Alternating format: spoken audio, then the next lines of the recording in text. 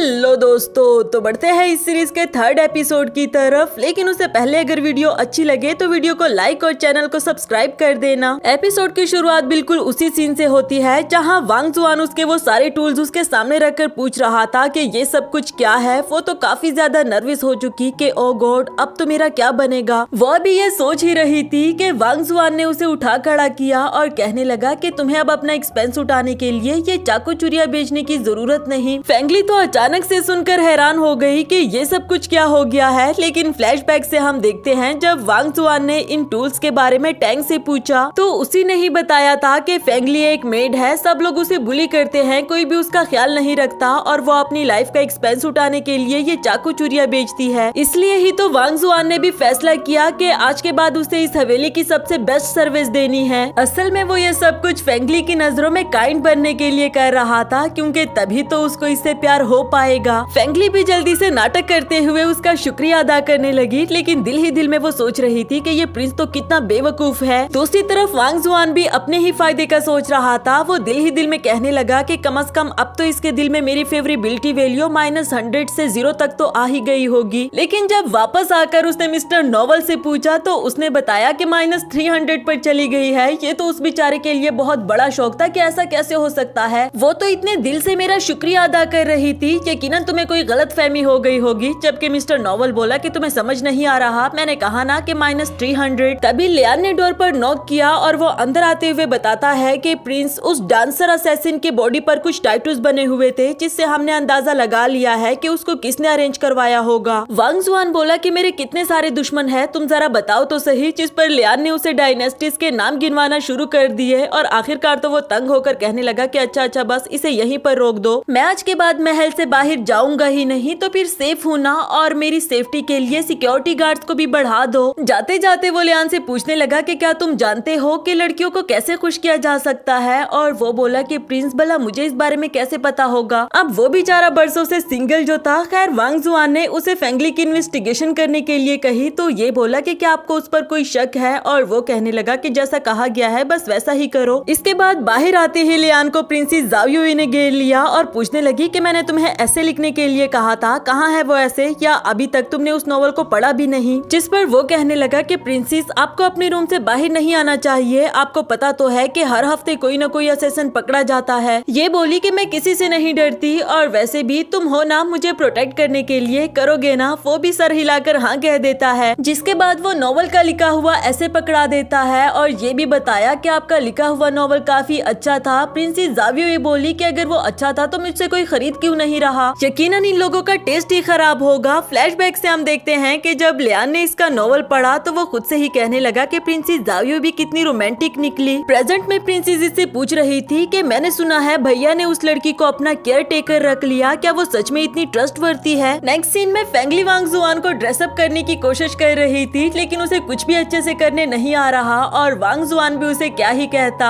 आखिरकार उसने सारा काम खुद ही कर लिया, लेकिन फिर भी वो फेंगली को अप्रिशिएट करता है कि तुमने बहुत अच्छे से काम किया। उसकी यही तो ट्रिक थी कि वो फेंगली को डांटेगा नहीं, हर बात के लिए अप्रिशिएट करेगा, फिर तो इस लड़की को मुझसे प्यार हो ही जाएगा। लेकिन तब भी ऐसा कुछ नहीं हुआ। वापस आकर फेंगली को काफी ज्यादा गुस्सा आ रहा था कि ये प्रिंस कब से मीठा मीठा बोला जा रहा है, ऐसे तो मुझे चांस ही नहीं मिलेगा इसे मारने का, मुझे जल्द से जल्द कुछ और सोचना होगा। नेक्स्ट सीन में लियान ने इन्वेस्टिगेशन करवा ली थी। वो प्रिंस को बताता है कि मिस फेंगली बहुत ही कामचोर और लेजी मेड है, अक्सर तो वो दिन को भी सोती रहती है और सुबह भी इतना लेट उठती है। ये सुनकर इधर वांग जुआन सोच रहा था कि अच्छा अब समझा मैं, फेंगली को काम करना नहीं पसंद, तभी तो इसके दिल में मेरी फेवरेबिलिटी वैल्यू नहीं बढ़ रही थी। अब मुझे जल्द से जल्द इसका भी कोई सोल्यूशन ढूंढना होगा। इसके बाद वो फेंगली के रूम में आता है। वो भी अचानक से इसे देखकर पूछने लगी कि आप यहाँ मेरे रूम में, जो सुनकर वांग जुआन सोच रहा था कि ये बिचारी और लाचार तो कहीं से भी नहीं लगती। खैर वांग जुआन ने उसे अपने मकसद की बात बताई कि आज के बाद तुम्हें काम करने की कोई जरूरत नहीं है, बल्कि मैं एक मेड को तुम्हारा ख्याल रखने के लिए लगा दूंगा। लेकिन अगर ऐसा हो जाए तो फेंगली को उसे मारने का मौका कब मिलेगा। इसलिए वो कह देती है कि नहीं नहीं प्रिंस, इसकी कोई जरूरत नहीं, बल्कि मुझे तो आपका ख्याल रखना अच्छा लगता है, क्यों ना आज रात भी मैं आपका ख्याल रखूं, जहां सिर्फ हम दोनों हो और कोई भी ना हो। इधर वांग जुआन सोचने लगा कि अगर हम दोनों होंगे तो मुझे भी इसे किस करने का चांस मिल जाएगा, इसलिए वो भी फौरन से मान गया। नेक्स्ट सीन रात का दिखाया जाता है, जहाँ रूम में सिर्फ ये दोनों थे और उसे सोते हुए देखकर फेंगली सोच रही थी कि फाइनली मुझे मौका मिल गया है इसे मार डालने का। वो धीरे धीरे से अपने टास्क को कंप्लीट करने की कोशिश कर रही थी, जबकि वांग जुआन उसकी आहट सुनकर दिल ही दिल में सोचने लगा कि कहीं ये मुझे किस तो नहीं करना चाह रही, क्योंकि ये मुझे लाइक करने लगी होगी। लेकिन इसके किस करने से पहले ही मुझे इसे किस करना होगा। फिर फौरन से उसे पुश करके उसके ऊपर आ गया और उसे किस करने ही वाला था। यहाँ तो फेंगली ने भी उसे रास्कल कहकर खुद से दूर फेंक दिया, लेकिन उसे नीचे गिराने के बाद ही इसे रियलाइज हुआ कि ओ गॉड, ये तो कुछ ज्यादा ही हो गया है। इसलिए फौरन से उसे मनाने को पहुंच आई कि प्रिंस, इतनी भी क्या जल्दी है, अभी तो पूरी रात पड़ी है, क्यों ना हम वापस से बेड पर चले और मैं आपको बॉडी मसाज दे दूं। वांग जुआन को तो वैसे भी गुस्सा आ रहा था, लेकिन वो उस पर गुस्सा कर भी नहीं सकता, इसलिए कहने लगा कि फिर कभी, अभी मुझे कुछ जरूरी काम है। जो कहने के बाद उसे उठाकर बेड पर ले आया और कंबल में अच्छे से डाम देता है कि फिलहाल के लिए तुम सो जाओ, और फौरन वहाँ से भाग निकला। इधर फेंगली सोच रही थी कि मैंने तो बस इसे सिर्फ बेड से गिराया था, ये भाग कर क्यों चला गया है। अगली सुबह ज़ियाओलू उसे पूछ रही थी कि जब मैं तुम्हारे पास नहीं थी तो प्रिंस ने तुम्हें बुली तो नहीं किया ना, जिस पर वो बोली कि नहीं, प्रिंस तो मुझे बहुत अच्छे से ट्रीट कर रहे थे। हाँ, लेकिन आजकल वो कुछ अजीब बिहेव जरूर कर रहे हैं। ज़ियाओलू बोली कि अच्छा हुआ उन्होंने तुम्हें बुली नहीं किया, वैसे लोग कह रहे हैं कि तुम प्रिंस को लाइक करती हो, लेकिन प्रिंस तुम्हें भाव नहीं दे रहा है। ये सुनकर तो इधर वांग जुआन के गले में चाय ही फंस गई, क्योंकि वो इन दोनों की बातें सुन रहा था। लियान ने भी फौरन से अपनी तलवार निकाल ली थी और इसकी आवाज सुनकर यहाँ फेंगली भी जल्दी जल्दी उनके पास पहुँच आई और काफी मीठी मीठी बातें करने लगी कि प्रिंस, ये बात तो सच है कि मैं आपसे प्यार करती हूँ, लेकिन लोगों के मुंह कौन बंद कर सकता है। लियान भी देख रहा था कि प्रिंस इससे कुछ कह क्यों नहीं रहा। नेक्स्ट सीन में लियान प्रिंस के पास उसकी कुछ इन्फॉर्मेशन लेकर आया था कि फेंगली को कुछ गांव के लोगों ने यहाँ लाकर भेज दिया था, क्योंकि उसके पेरेंट्स की डेथ हो गई थी। जो सुनकर वांग जुआन सोच रहा था कि पर उसने तो कहा था कि उसका फादर गांव का बहुत बड़ा फिजिकन है, इसलिए उसे फेंगली पर शक होने लगा और उसने लियान को उसकी मजीद इन्वेस्टिगेशन करने के लिए कहा। नेक्स्ट सीन में ज़ावियो भी अपनी मेट से पूछ रही थी कि मेरे कितने नॉवल सेल हो गए हैं, जिस पर वो कहने लगी कि प्रिंसेस बुरा मत मनाना, लेकिन एक भी नॉवल सेल नहीं हुआ, प्लीज आप उदास मत होना। ज़ावियो को गुस्सा तो बहुत ज्यादा आ जाता है, लेकिन फिर भी वो कहने लगी कि भला मैं क्यों उदास होने लगी, और वैसे भी उदास तो वो लोग होते हैं जिन्हें खुद पर यकीन ना हो। जबकि मेट के जाने के बाद वो रोने लगी कि मैंने इतनी मुश्किल से ये नॉवल लिखा था और अभी तक एक भी बुक सेल नहीं हुई। उसका ये रोना धोना लियान ने भी सुन लिया था, जो कि उसे बिल्कुल भी अच्छा नहीं लगा। इसके बाद वो निकाब लगाकर शॉप में पहुंच आया और उस नॉवल की सारी बुक्स को खरीद लेता है। ये देखकर तो दुकानदार भी उसे हैरानी के साथ देख रहा था। नेक्स्ट सीन में फेंगली प्रिंस के लिए चाय लेकर आई थी और कल के लिए उससे माफी भी मांग रही होती है, जबकि प्रिंस उससे उसके गांव के बारे में कुछ पूछने लगा। इस पर फेंगली ने बात बदल दी कि मेरे गांव में इस काबिल कुछ भी नहीं कि उसे याद किया जाए। दिल ही दिल में सोच रही थी कि कहीं ये मुझ पर शक तो नहीं करने लगा। वांग जुआन का हाथ उठता हुआ देखकर वो कहने लगी कि प्रिंस प्लीज मुझे मारो नहीं। प्रिंस बोला कि मैं मार नहीं रहा, तुम्हारे बालों में हेयर पिन लगा रहा था, तुम्हें हर्ट करने का तो मैं कभी सोच भी नहीं सकता। फेंगली बोली कि कभी भी नहीं, चाहे मैं कुछ भी करूं। तो वांग जुआन बोला कि हाँ, चाहे तुम कुछ भी करो, मैं कभी भी तुम्हें हर्ट नहीं करूंगा। ये सुनकर तो वो काफी ज्यादा खुश हो गई और पहली बार उसे वांग जुआन की कोई बात अच्छी लगी। नेक्स्ट सीन में उसने पेपर पर भी इससे स्टैंप लगवा लिया था कि मेट फेंगली जो मर्जी चाहे करे, मैं प्रिंस वांग जुआन कभी भी इसे हर्ट नहीं करूंगा। साथ ही प्रिंस ने उसे कुछ पैसे भी दे दिए थे, जिसकी वजह से वो बहुत ज्यादा खुश हो रही थी कि बजाय मुझ पर गुस्सा करने के प्रिंस ने मुझे पैसे भी दे दिए हैं। वैसे एक बात तो है कि अगर मैं उसके सामने इनोसेंट बिहेव ना करूं तो वो मुझ पर शक करने लगते हैं, यानी कि उसके सामने मुझे इनोसेंट ही बिहेव करना होगा। दूसरी तरफ बेचारा वांग जुआन सोच रहा था कि इतनी मेहनत करने के बाद भी उसके दिल में मेरी फेवरेबिलिटी वैल्यू 0 से नीचे है। पता नहीं मुझे और कौन से पापड़ बेलने पड़ेंगे। मुझे जरूर कोई नॉवल पढ़ना चाहिए कि लड़कियों का दिल कैसे जीता जाए। यहाँ फेंगली भी यही सोच रही थी कि मुझे कोई ऐसा नॉवल पढ़ना होगा जिसमें प्रिंस के सामने इनोसेंट बनने के तरीके लिखे हो। इसलिए वो फौरन से शॉप पर पहुंच आई। उसे इनोसेंट वुमेन का कोई नॉवल देने के लिए कहा तो शॉपकीपर ने भी उसे वही पकड़ा दिया जो कि अच्छा सेल हो रहा है, यानी कि जो लियान ने लिया था। इसके बाद जब प्रिंस भी नॉवल खरीदने के लिए आता है तो उसे भी शॉपकीपर ने वही वाला पकड़ा दिया। इधर ज़ावियो भी तो सुनकर बहुत ज्यादा खुश हो गई थी और कहने लगी कि जिन 3 लोगों ने मेरा नॉवल खरीदा है उन्हें मेरे पास ले आओ, क्योंकि मैं उन लोगों को ऑटोग्राफ देना चाहती हूँ। नेक्स्ट सीन में जब उन लोगों को लाया गया तो वो दोनों एक दूसरे को सामने देखकर सोच रहे थे कि इसके हाथ में ये बुक क्या कर रही है। फेंगली सोच रही थी कि कहीं इसे पता तो नहीं चल गया कि मैं इसके सामने इनोसेंट बनने की एक्टिंग कर रही हूँ, और वो सोचने लगा कि कहीं इसको मुझसे प्यार तो नहीं हो गया, तभी तो ये मुझे इम्प्रेस करने के लिए ये बुक पढ़ रही है। खैर दूसरी तरफ ज़ावियो इन दोनों का शुक्रिया अदा कर रही थी और दोनों की नोवेल बुक पर ऑटोग्राफ भी दे देती है। फेंगली पूछने लगी कि इस बुक की ऑथर तुम हो? वो बोली कि हाँ बिल्कुल, वैसे तुम भी कुछ कम तो नहीं हो, देखते ही देखते तुमने मेरे भैया का दिल जीत लिया। इधर वांग जुआन कहने लगा कि क्यों ना जीतती। फेंगली तो उससे अपना हाथ छुड़ाना चाह रही थी, ये कहकर कि मैं सबका ख्याल इसलिए रखती हूँ क्योंकि मैं अकेली हूँ ना। वांग जुआन बोला कि अकेला तो मैं भी हूँ, उसके हाथ भी नहीं छोड़ रहा होता। इधर जावियो ही खड़े होकर कहने लगी कि अगर तुम दोनों ही अकेले हो तो चलो फिर मिलकर शॉपिंग करने के लिए चले जाते हैं। उन दोनों के कहने का मकसद तो कुछ और था, लेकिन यहाँ तो दोनों फंस ही जाते हैं। इसी के साथ हमारा ये वाला एपिसोड भी खत्म हुआ।